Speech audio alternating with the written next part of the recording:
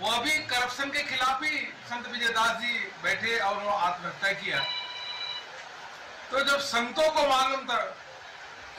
मालूम है कि यहाँ लगातार भ्रष्टाचार हुआ और वो करप्शन जो है वो लाल डायरी में लिखा गया। तो गहलोत जी अगर ये कह रहे हैं कि भाई लाल डायरी में कुछ नहीं, यह वैसे है कि ये बीजेपी का शगुफा है, ऐसा कुछ नहीं है।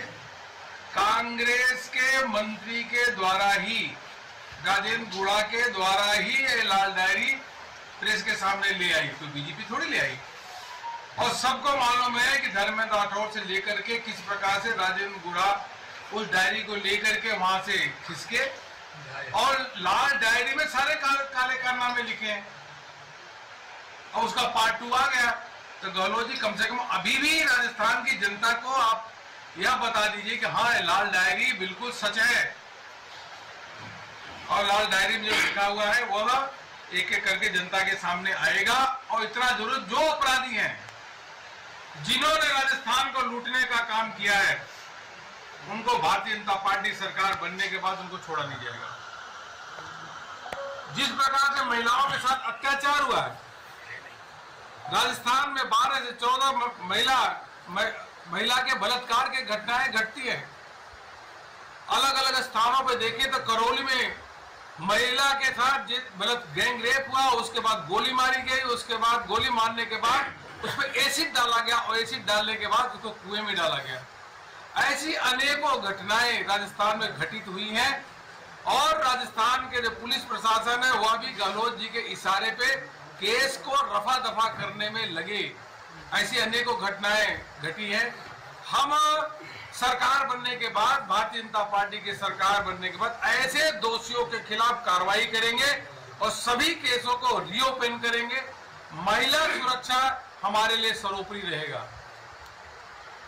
करप्शन का तो चारों ओर बोलबाला ही है। यहाँ तो सरकार के जो सचिवालय है वहां से सोना निकलता है, वहां से रुपए निकलते हैं, पूरा प्रदेश को लूट लिया। जब धौलपुर में जो हमारी सरकार थी तो यहाँ चंबल परियोजना के लिए 200 करोड़ रुपए सैंक्शन किया था। 800 करोड़ की और 200 करोड़ रुपए उसका सैंक्शन भी कर दिया।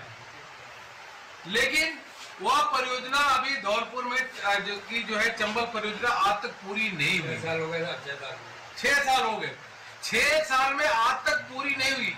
इसका मतलब अगर आप 6 साल में हमारे समय सैंक्शन की हुई, पैसा दी हुई अगर रुपए को आपने उपयोग नहीं किया तो आप धौलपुर के लोगों के आसपास के जो है उनको इसका मतलब पानी आप देना ही नहीं चाहते। आप कितने असंवेदनशील हैं किसानों के बारे में। यह परियोजना पूरी हो जानी चाहिए, 2 साल पहले पूरी हो जानी चाहिए थी। हमारी सरकार बनते ही तेज गति से काम होगा और चंबल परियोजना को शीघ्र पूरा करने का काम ये भारतीय जनता पार्टी की सरकार करेगी। इसे हमारा संकल्प भी है। और हर घर नल से जल, यह प्रधानमंत्री मोदी जी का संकल्प है कि हर व्यक्ति को शुद्ध पीने का पानी मिले। लेकिन पूरे देश भर में तेज गति से काम हो रहा है और आम व्यक्ति को शुद्ध पीने का पानी मिलना शुरू हो गया है।